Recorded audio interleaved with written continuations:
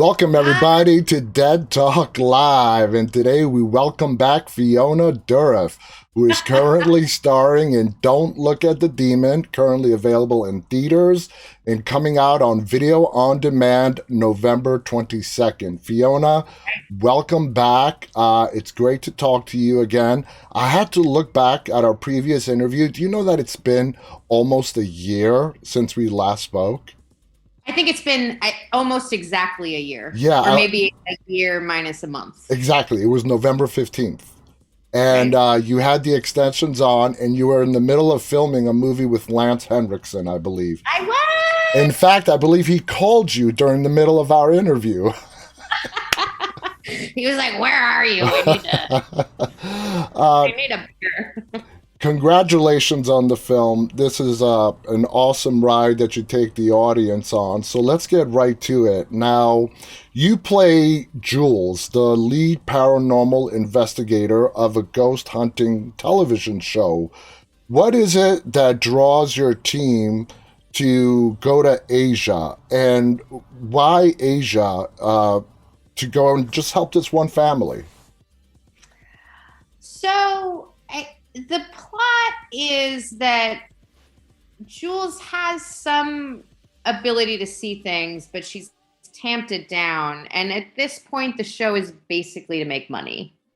So she goes as um, on the advice of her producer to do an Asian show so that she can point the camera at things that they'll find spooky, make some money, go home. And then things turn out to be a little more spooky. A little bit And more real than she bargained for. Now, as you mentioned, Jules is a real life medium. She has abilities. Like you said, she is suppressing them. What more can you tell us about Jules that won't spoil the story, of course? What is her driving force? Why does she feel a need to do this TV show as a way of oppressing her mediumship? Jules isn't quite certain how else to make money. Okay. I think that being a medium is something that's been taxing for her. So she's acted out her whole life in order to feel good in the midst of feelings that don't feel good, right? Because she's very sensitive and exposed to all these spooky supernatural things. So this is the story of her kind of confronting all of it, and she can't run away. Yeah. And it makes for a wild, kind of scary ride. Now, when we see ghost hunters depicted in movies, ghost hunters show fill the TV airwaves now, but when we see them in movies, behind the scenes, they're portrayed as these big skeptics. Your character having actual abilities, would you call Jules a skeptic of the paranormal? Jules is trying to be a skeptic, yeah. So she's actually trying to actively deny what's been in front of her whole life. Yeah. Because it's uncomfortable and often scary and fucked up her childhood. And it's something that she can't escape, but she does her best to dampen. Yeah. And then she's put in a situation where she really has to confront it. So when her producer asks her to go to Asia, first of all, where in Asia is the setting of this film? Kuala Lumpur. So that's Where Malay. we shot it. Okay, now Kuala Lumpur. Now, does her producer give her any sort of background information as to why Kuala Lumpur, why this family, to sort of help her out, or is she just thrown in there blindly? No, I think in a way this is an American enterprise trying to make some money and Hmm. getting in over their heads. So So I don't think the producer had more information than she did. I think everybody was surprised at how real it became. okay. Now, you mentioned that she had to confront her own demons in order to defeat the real evil in this film. I'm sure that's a very, from the way you're describing that character, it's a very hard thing for her to do. Not only to confront her mediumship, her gifts, or whatever you want to call them, but her past and her trauma. Does it take a lot of events throughout the whole film to where she realizes I have to confront my past before I confront this evil? I think it becomes clear to her pretty quickly, and she's like, "Let's get out of here. I don't want anything to do with it." And then she's forced to stay, Does she, and then is and and then goes on the journey, and in fact is the heroine. And how attached, how close would you say your character becomes to the family that you're sent there to help? Do you think she has any like attachments yeah, to them? no, I don't think that that's the driving force. I don't think that it was. I don't think that she would have done it for them and not other people. I think it becomes a fight against Jules and the supernatural, right? Okay. Uh, Um, or and this one particular entity. what is Jules' relationship to the rest of her team? Do they fully trust you? Whatever you say goes? Are you sort of an authoritarian over them? You give out orders? Is it collaboration? Explain that relationship. You know who I think that it's a pretty buddy buddy situation, and the real driving authoritarian in the mix is the producer played by Jordan Belfi, who's Ah, also sort of half my boyfriend. But I think Jules gets to be a bit of the performer, a bit of the mystique, and gets to and also, not have to and navigate the logistics of it. yeah, and she also gets to play a heroine on TV. At the end of a 1 hour ghost hunting show, here's Jules, the defeater of all evil. Yes, exactly. She's the defeater of all evil. Yeah. Now, you're a veteran screen actor. What did you do to get into Jules's headspace? Um. Well, okay. So my mother was a professional psychic, which was one of the reasons why I wanted to play Jules. Because I witnessed it as a kid. I'm super agnostic and confused about what that actually is. I can't talk about it in an articulate way. I really don't know. I don't Okay. know if psychic abilities actually exist or don't exist. I genuinely don't know. It's an open question for me. But I was interested in playing it because I've seen faith in that Mm-hmm. very clearly my whole life.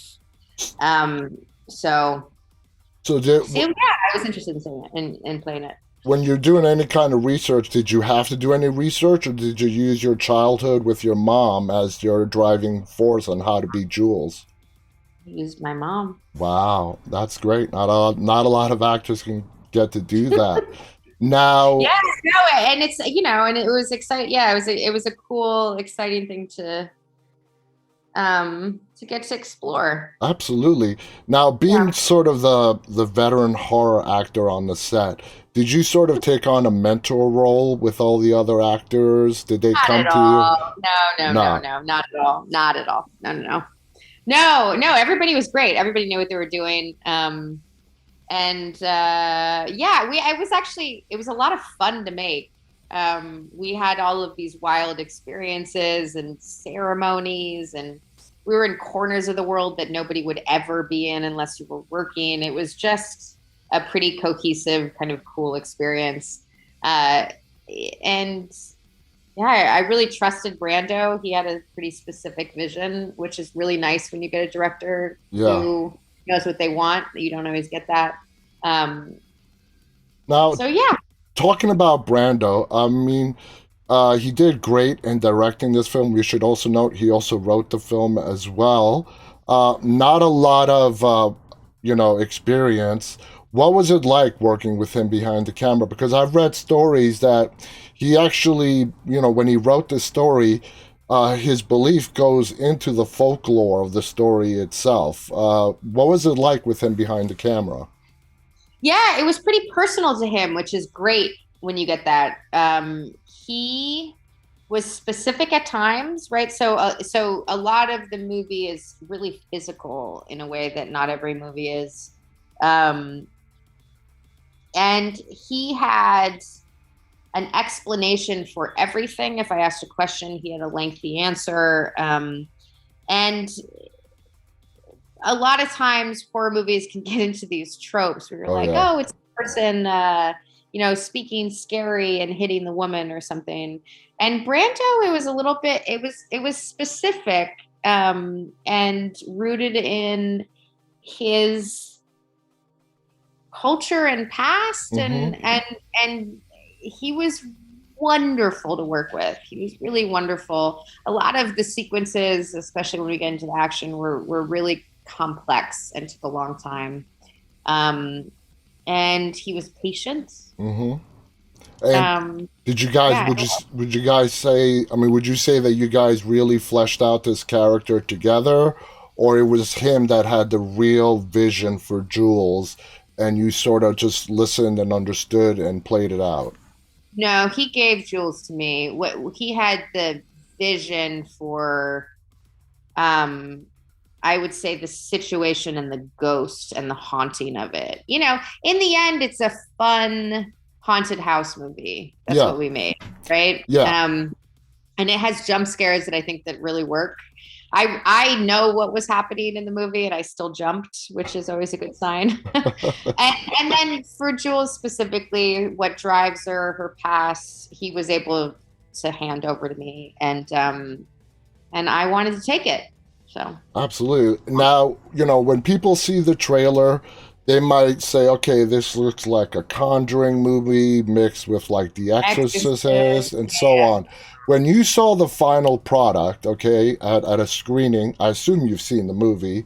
I Uh, have. Yeah, what were your thoughts on how it was all put together at the end? I thought a lot of it really worked. I thought a Mm-hmm. lot of it really worked. I thought a lot of it was kind of shocking and crass, and affecting in a way that surprised me. Mind you, I know the script quite well, and I still ended up jumping out of my chair. I also have a hard time watching violence, which is insane, because I love this genre. But I think that part of the reason why I love it is because, like, I find it very affecting. And at a couple points during this movie, I had to walk into my hallway and kind of peek out and watch it from. So that's a good sign. You, Mind you, I'm a particular baby, but you would think after doing, I thought it was fun. yeah. I thought Harris Dickinson did a great job. I thought he was, both terrifying as a demon and kind of hot still. A hot demon. He was like a sexy demonic asshole. Now, in Malaysia, there's a lot of like banned practices when it comes to certain religious processes, for lack of a better term. Did present any challenges for you guys or for Brando on set, or there was no problem whatsoever? I was pretty conscious to stay respectful of the culture. Mm-hmm. And I felt like Jules wasn't always that way. But yeah, a couple of the characters are played by real monks. So Mm-hmm. I remember being, You try to be just a respectful. little bit more, yeah, a little bit more conscientious of, what I say during a scene. And Okay, totally get it. I totally understand. We're pretty much out of time. You guys have to check out this movie. It's called Don't Look at the Demon. It don't stars look at the demons, don't except for the hot sexy demon. except for the hot one. Look at the hot one. Fiona, I want to thank you so much. You're always such a blast to talk to. And whenever I announce you, girl, you've got fans in every corner of this globe. I mean, there are people that go crazy for you. Oh, tell them thank You you. have such a loyal fan base out there. They love you. They look up to you. And I announced you like a month ago, and they were like spreading the news. I had to chime in and say, guys, it's going to be till probably after mid-October. So calm down, okay? I will let you know when she's coming on.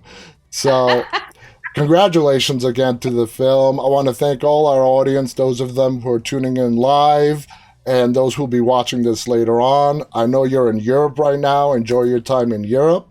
So until next time, on behalf of Fiona Dourif and myself, stay safe and stay walking by, guys. Bye bye. Thanks, guys. Bye.